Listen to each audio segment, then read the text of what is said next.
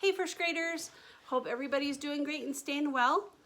Guys, since we can't go into school to have library time, we're gonna have library time through the computer. So every week I'm gonna post a couple of videos of reading stories so that we can have our library time, okay? Guys, I'm going to read a chapter book, which we know probably won't have very many pictures. So if you guys want to just sit and listen, or maybe pull out a coloring page or something, I would love to have you join me. The chapter book I picked for our time together, guys, is a Disney book. It's Planes, Fire, and Rescue. We'll read 2 chapters each video, and that way, hopefully, when we get back to school, we can finish it up, and hopefully, we'll get it done by the end of school. Thanks for joining me, guys. Are we ready? Chapter 1. Here we go. Zip, zip, zip. 8 planes zoomed around a course, racing over the barren desert. The grandstands were filled with thousands of cheering cars, planes, and trucks, all watching the race with great anticipation. The roar of the fans really got Dusty Crophopper's engine going. It was a sharp contrast to what he used to hear back in his days working as a crop duster. Flying over the cornfields in the early hours of the morning was a quiet, lonely job. The occasional rustling of the wind through the cornfields and the quiet hum of the sprayer were the only sounds for miles. The crowd was far more exciting to listen to. Dusty was also thrilled by the revving of his engine as he pushed himself to get ahead. He truly loved to race. Dusty trailed behind some of the other planes, but not for long. He pushed hard as the needle on his torque gauge climbed. Dusty knew he would have to use maximum power to win the race, and he wasn't afraid to do it. He tore around the posts, weaving his way to the head of the pack. He could see the finish line in the distance as he inched up behind the leading racer. His engine buzzed as he strained and pushed even harder. Brent Mustangberger was the best sportscaster in the Racing Sports Network. He leaned forward and spoke through the PA. "Look at them go into the final lap. Vroom. And here comes number 7, Dusty Crophopper." Brent's words rang out across the desert as the crowd went wild. Dusty's best friends from Prop Wash Junction, Chug, Dottie, Skipper, and Sparky, were in the crowd. They hooted and hollered with all their might as Dusty crossed the finish line first. It was true that Dusty loved racing for its own sake, but nothing compared to the rush of winning. He was more than happy to scribble autographs for adoring fans or smile for pictures after a race. Dusty had been on tour for a while and was winning again and again, collecting trophies, giving television interviews, and appearing in magazines and newspapers. He had become a very famous airplane.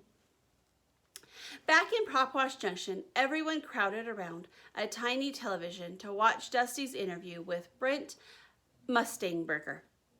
"Dusty, you are just a small town crop duster who overcame impossible odds to win the Wings Around the World, the global rally, and become an air racing legend." "Well, Brent," said Dusty, "I've had an amazing team supporting me every step of the way. The best coach, the best mechanic, the best fuel truck anyone could ask for." Dusty was calm and cool on television, and it was just like him to be modest and thank the friends in the Prop Wash Junction. Skipper, Dottie, Chug, and Sparky couldn't help smiling when he mentioned them. "I'd say you've come a long way since those crop dusting days," said Brent. "Racing is all I've ever wanted to do. It's my life," Dusty said sincerely. When Dusty returned home to Prop Wash Junction, everyone at the Fill and Fly, the garage and filling station, was enjoying all the magazine and newspaper articles about Dusty. "Awesome pick, Dust, except your eyes are closed." Sparky smiled as he looked proudly at the picture of his friend on the newspaper. He carried the paper over to Dusty, who was getting some fuel from his buddy Chug, the fuel truck. "Racing with your eyes closed," said Chuck with a smile. So that's your secret. Mayday, the old fire truck who wore thick black-rimmed glasses, rolled up. "That was some pretty fancy flying, Dusty," he said. Mayday told Dusty he'd been watching the race on his radio with pictures. As much as Dusty loved racing, he was always happy to get back to his friends. Propwash Junction was just a tiny little farm town in the middle of the country, but it was home to everyone Dusty loved most. "Guys, listen to this," Sparky read from a newspaper. After his red bulldozer win, Dusty Crophopper, "That's you," Chug interrupted, nodding at Dusty, "returns home to Propwash Junction." "That's here," Mayday added, "where he will be performing at their annual Corn Festival." Sparky looked up from behind the newspaper proudly. The Corn Festival was a Propwash tradition, and everyone in town looked forward to it all year long. The festival was full of corn-themed food, entertainment, contests, costumes, and music, and plenty of corny fun. The gang couldn't believe it. The Corn Festival was national news. With that kind of press, the year's festival would be gigantuous.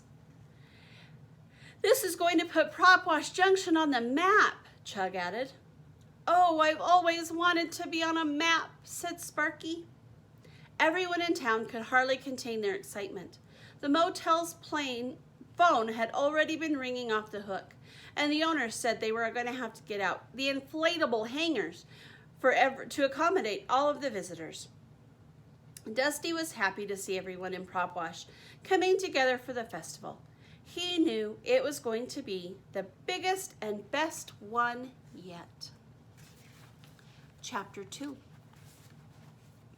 "Dusty," Skipper called. Skipper had taught Dusty how to race and had prepared him for the Wings Around the World Global Rally. Besides being Dusty's coach and very good friend, Skipper was also a World War II veteran who had flown with the Jolly Wrenches squadron in the Navy. "Ready to do some flying?" he'd asked the world-famous racer. "Absolutely," Skipper Dusty replied. The sun was making its way into the clear blue sky, beginning to light up a perfectly beautiful day. Dusty rolled onto the taxiway, and Skipper followed. They revved their engines, turned toward the end of the runway, and prepared for takeoff. As much as Dusty loved racing and traveling to far-off places, it always felt good to be home, flying with Skipper. "Hey, Propwash Tower, this is Crophopper 7, flight for 2 ready for takeoff." "Crophopper 7, Propwash Tower, wind calm, runway 27 cleared for takeoff. Have a great flight, fellas." Their engines roared as they cruised down the runway and rose into the air. They retracted their landing gear and soared gracefully across the sky, passing the water tower, proudly painted with the words "Propwash Junction, home of a racing champion, Dusty Crophopper." Dusty and Skipper made a wide arc through the crisp air, feeling the warmth of the morning sun on their wings. After a moment, Dusty broke off, zigzagging this way and around the grain elevators until Skipper flew along, watching him closely. "Snap into those turns," Skipper yelled. "Tighten it up." Dusty took Skipper's advice and adjusted his wings. "There you go." Dusty flew between the trees, then glided over the river. With Skipper behind him, he followed the river's winding path, skimming the surface of the sparkling water. "Now let's work the vertical," Skipper said. Dusty grinned and revved his engine, gearing up for that vertical climb. He had to gain a lot of speed to pull it off. He dove beneath the old railroad bridge and then pushed his engine as he climbed straight up, higher and higher, until put. Suddenly, his engine was sputtering. Dusty paused and tried to figure out what was going on. Put. His engine sputtered again. Uh-oh, Dusty thought. Something was definitely not right. He shuddered as his insides rattled and whirled. He didn't feel well at all. Before he could think of what to do, he began to spin out of control. Skipper pulled up next to him. "Dusty, Dusty, what's wrong?" "My engine." Dusty was out of breath and unable to finish his sentence. He was losing altitude fast and was weak. The sound of the wind rushing by him as he swirled toward the ground was sickening. Skipper had to get Dusty safely to the ground as quickly as possible. "Prep Wash Tower, this is Jolly Ranch 7. We're a flight of 2, 5 miles north of the airport, inbound for a precautionary landing." End of chapter 2, guys. Guys, thanks for joining me today. When you come back, we'll read chapters 3 and 4 of Planes, Fire, and Rescue. See you later. Bye.